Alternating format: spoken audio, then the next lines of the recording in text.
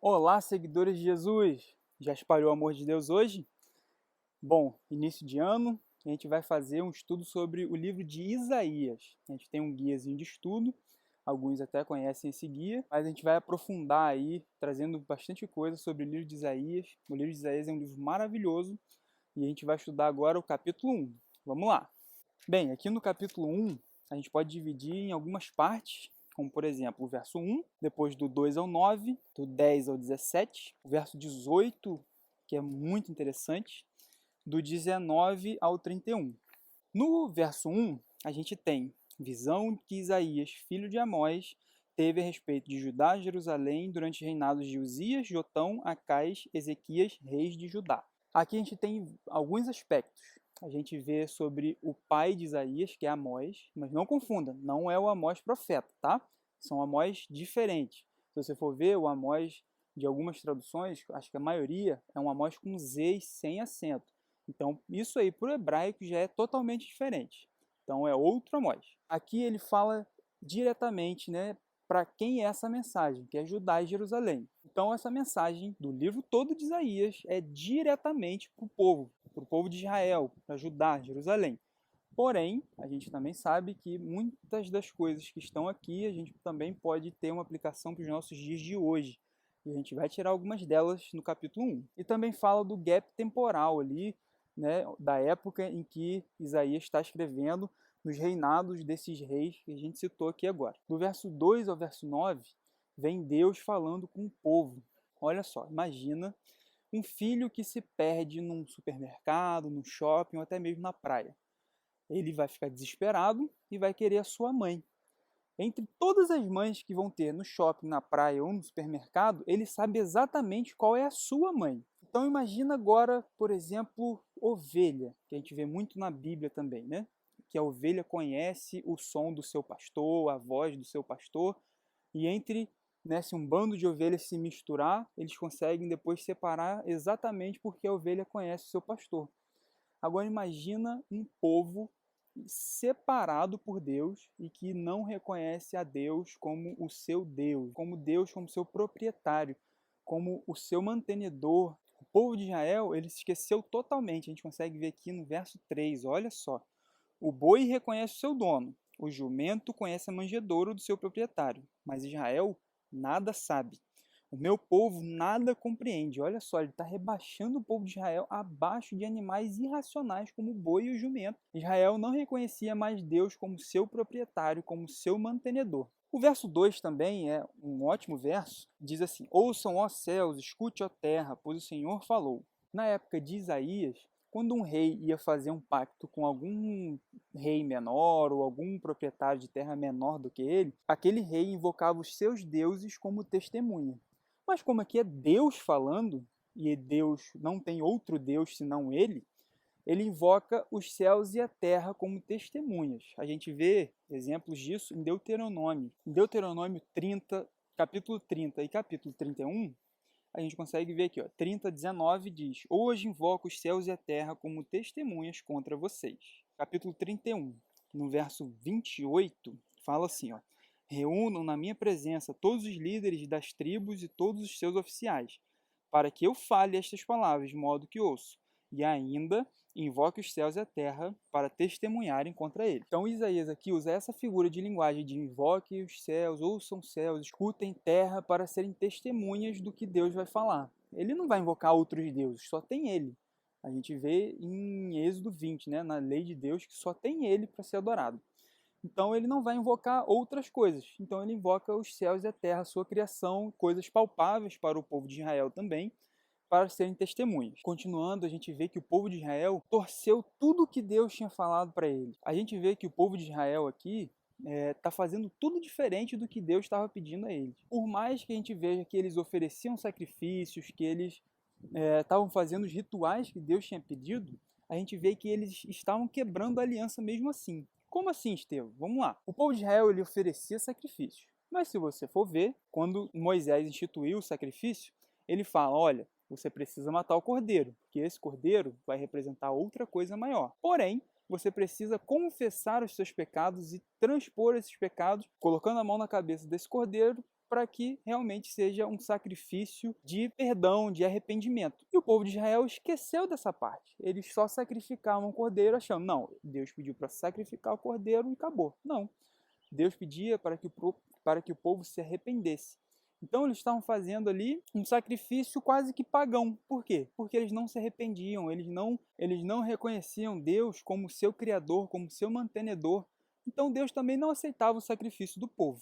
Aqui no verso 4 ele fala, olha, abandonaram o Senhor, desprezaram o Santo de Israel e o rejeitaram. Então eles viraram as costas para Deus. Então essa foi a rebelião, a rebeldia do povo de Israel. Tirando aqui conceitos para nós, será que a gente também não está dando as costas para Deus? Será que a gente não está fazendo cultos legalistas? A gente cumpre as regras, mas no final a gente não ama Deus, a gente não se arrepende, a gente sai da igreja e continua fazendo as mesmas coisas, sem arrependimento, sem nada. Do verso 4 ao 9, a gente vê que Deus ele está bem chateado com o povo de Israel. Ele fala bem veemente ali contra o povo de que eles são malfeitores, filhos dados à corrupção, de que eles abandonaram o Senhor. A gente vai entender depois do verso 10 até o verso 17 por que Deus está tão revoltado. Falando que assim, que a terra deles está devastada, está arrasada, não sobrou nada de bom lá em Israel. E no verso 9 ele fala, olha, se o Senhor dos Exércitos não tivesse poupado alguns de nós, já estaríamos como Sodoma e semelhantes a Gomorra. Como assim? Destruídos. Se Deus não tivesse poupado uma parte do povo, o povo todo estaria destruído como Sodoma e Gomorra, por conta dos seus pecados. E do verso 10 em diante, até o 17, a gente vai entender o que é que eles fizeram de tão errado aqui para com Deus. A gente vê, iniciozinho do verso 11, para que me oferecem tantos sacrifícios? Então, o povo de Israel, ele estava fazendo uma religião, os atos ali do santuário, eles estavam cumprindo o que Deus tinha falado para eles, pelo menos do jeito que eles achavam que estavam cumprindo. Eles ofereciam sacrifícios, mas eles quebravam a aliança com Deus. Então esse sacrifício não era válido em nada. Por quê? O sacrifício não era só matar o cordeiro. O cordeiro, ele simbolizava Jesus. Ele tinha um simbolismo muito maior do que só um sacrifício, matar e acabou. Quando Deus instituiu lá em Moisés, a pessoa tinha que colocar a mão na cabeça do cordeiro, confessar os seus pecados, e aí sim, ter esse arrependimento pelos seus pecados, e o cordeiro era imolado, morto, e aí sim a aliança continuava, o sacrifício era aceito por Deus. Deus mesmo fala aqui no verso 11, não tenho nenhum prazer no sangue de novilhos, de cordeiros e bodes. Então Deus ele não pediu sacrifício porque ele tinha prazer no sangue. Ele pediu sacrifício porque simbolizava Jesus. As ofertas do templo do povo poderiam ser qualquer coisa, qualquer tipo de ovelha, cordeiro, qualquer tipo de pombo, mas o sacrifício tinha que ser um cordeiro de 1 ano, branco, puro, sem defeito. Por quê? Porque simbolizava a pureza, Jesus, sem defeitos. Aqui, se a gente ver no verso 13, fala, não consigo suportar suas assembleias cheias de iniquidade. Porque o povo ia, fazia as suas assembleias, se juntavam, se reuniam, faziam culto a Deus, mas cheios de iniquidade. Porque eles viravam as costas e faziam completamente o oposto do que Deus tinha pedido. Nisso, a aliança de Deus com eles estava quebrada. Aqui o verso 16 e o verso 17 são versos lindos, porque Deus vira para o povo e fala, lavem-se, limpem-se, removam suas más obras para longe da minha vista. Parem de fazer o mal, aprendam a fazer o bem. Busquem a justiça e acabem com a opressão. Final do verso 17, lutem pelos direitos do órfão e defendam a causa da viúva. Além dos sacrifícios feitos de forma errada, de uma adoração errada que o povo de Israel fazia, eles não buscavam a justiça, eles buscavam a opressão. Eles buscavam a opressão do órfão, da viúva, eles não lutavam pelos direitos deles. Isso aqui me lembra muito Tiago 1, verso 27. Tiago 1, 27, a gente entende o porquê que Deus estava tão chateado com o povo, principalmente por essa questão da opressão, que diz assim, a religião que Deus, o nosso Pai, aceita como pura e imaculada é esta, cuidar dos órfãos e das viúvas em suas dificuldades, e não se deixar corromper pelo mundo. Aqui a gente vê que o povo de Israel errou nas duas coisas. Eles não cuidavam dos órfãos e das viúvas e se deixavam corromper pelo mundo. Então, assim, a religião deles não era pura e imaculada e não era aceita por Deus. Será que a gente também está fazendo uma religião dessas como o povo de Israel? Ou a gente está tentando praticar ou está praticando a religião pura e imaculada que Deus pede de nós? No verso 18 tem uma boa nova para mim e para você. Deus diz assim, venham, vamos refletir juntos. diz o Senhor. Embora os seus pecados sejam vermelhos como escarlate, eles se tornarão brancos como a neve. Embora sejam rubros como púrpura, como a lã se tornarão. Esse venham, vamos refletir juntos, vinde e arrazoemos. Deus coloca o povo de Israel elevado ao mesmo nível dele. É como se Deus estivesse pedindo, olha, vem, você tem o direito de se defender, vamos conversar aqui, ó, na mesma posição. Não é eu superior e vocês inferiores. Não, vem cá, eu elevo vocês até a mim para a gente conversar, para a gente refletir juntos. E nisso Deus fala, mesmo que os seus pecados sejam vermelhos, você esteja sujo, manchado, machucado, eu vou te lavar com o meu sangue. Isso é maravilhoso. Se você tem alguma inquietação, alguma coisa que está te atrapalhando no seu relacionamento com Deus, Deus pede, vinde a mim, vamos refletir juntos. Eu quero a sua obediência, mas em amor. E não uma obediência legalista, tipo, vou fazer esse sacrifício, vou fazer essa cerimônia aqui só porque o Senhor pediu, mas não faço de coração, não tenho arrependimento. Eu quero a sua obediência pura, verdadeira. No verso 19 e 20, Deus fala um pouco dessa obediência e os frutos dela e os frutos da não obediência. Vamos ver. Se vocês estiverem dispostos a obedecer, comerão os melhores frutos desta terra. Mas se resistirem, se rebelarem, serão devorados pela espada, pois o Senhor é quem fala. Então Deus ele mostra uma dicotomia aqui entre bênção e maldição, a obediência e a rebelião. Na obediência, Deus abençoa, Deus dá os melhores frutos dessa terra. Na rebelião, Deus deixa você sofrer as consequências disso, que são outras pessoas, te devorarem, o inimigo te devorar pela espada. Isso aqui não é um castigo de Deus, são as consequências do ato do povo de Israel.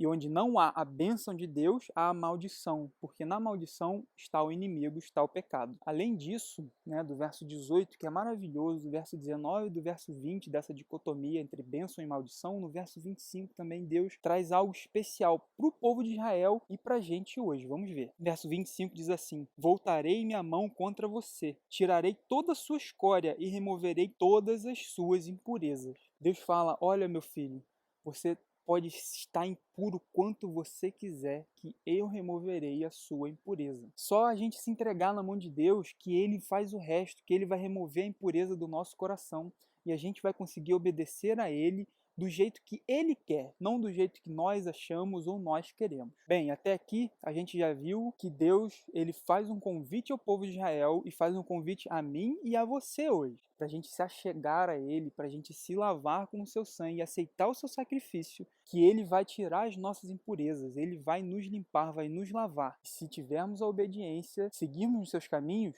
comeremos dos melhores frutos dessa terra. Você quer isso? Eu quero. Mas ainda não acabou. Se a gente pular um pouquinho, alguns capítulos, e ver o capítulo 5 de Isaías, no verso 7, a gente encontra o final dessa parábola, dessa canção, e a gente entende o início. Pois bem, a vinha do Senhor dos Exércitos é a nação de Israel, e os homens de Judá são a plantação que ele amava. Ele esperava justiça, mas houve derramamento de sangue. Esperava retidão, mas ouviu gritos de aflição. O povo de Israel era para ser o povo separado de Deus e o povo exemplo para o mundo. Porém, em vez de ver justiça no povo de Deus, ele viu derramamento de sangue. Ao invés de ver retidão, ele viu gritos de aflição da opressão que o povo fazia com as suas minorias, que eram os órfãos e as viúvas. Totalmente ao contrário do que Deus esperava. A canção vem falando de um homem que plantou uma vinha. Ele fez tudo, plantou das melhores sementes, fez o sistema de irrigação, fez a estufa, fez tudo bonitinho, botou os muros para que nenhum animal pudesse vir e pisar nas vinhas ou estragar, ninguém viesse roubar. Estava tudo indo perfeito. Só que aí quando ele foi colher as uvas estavam estragadas, estavam bravas. Não veio aquela uva docinha, aquela uva boa ao paladar, boa para fazer aquele sucão de uva integral. Não veio totalmente ao oposto. E o homem ficou sem entender. Nossa, eu fiz de tudo e mesmo assim essas uvas vieram estragadas. E no verso 4 ele fala assim, que mais se poderia fazer por ela que eu não tenha feito? Então, por que produziu uvas azedas enquanto eu esperava uvas boas? Deus, ele fez tudo já por nós. Ele já fez tudo, ele fez tudo por Israel e mesmo assim Israel produzia uvas azedas, uvas ruins. E nós hoje? Será que somos uvas azedas ou somos uvas boas? Deus ele já fez tudo por nós. Ele já sacrificou o seu filho na cruz. Ele já deu Jesus por nós. Jesus ele desceu da sua glória, do céu, Deus se fez carne e morreu por nós. Bendito seja o Senhor, porque Ele vive, e assim podemos crer no amanhã. E aí, cabe a nós aceitarmos e obedecermos o seu chamado. E aí, você pretende seguir a Cristo hoje, espalhar do seu amor? Pretende obedecer a Deus do jeito que Ele te pede? Vamos orar. Paizinho, muito obrigado por estarmos aqui com o nosso ouvinte, muito obrigado por estarmos aqui refletindo sobre o capítulo 1 de Isaías. Que o Senhor nos abençoe, ó Deus, que o Senhor perdoe os nossos pecados e nos lave, e que o Senhor nos ajude a termos uma obediência genuína a Ti, porque o Senhor já fez tudo por nós. Como não amarmos a Ti com esse amor maravilhoso que deu seu Filho para morrer por nós? Nos abençoe. Em nome de Jesus, amém. Muito obrigado por ter assistido até aqui esse vídeo. Se você gostou, curte, comenta, compartilha com seus amigos e se inscreve no canal, que a gente pretende estar postando bastante coisa legal por aqui, tá bom? Olha, nos encontramos debaixo da árvore da vida quando Jesus voltar. Um abraço!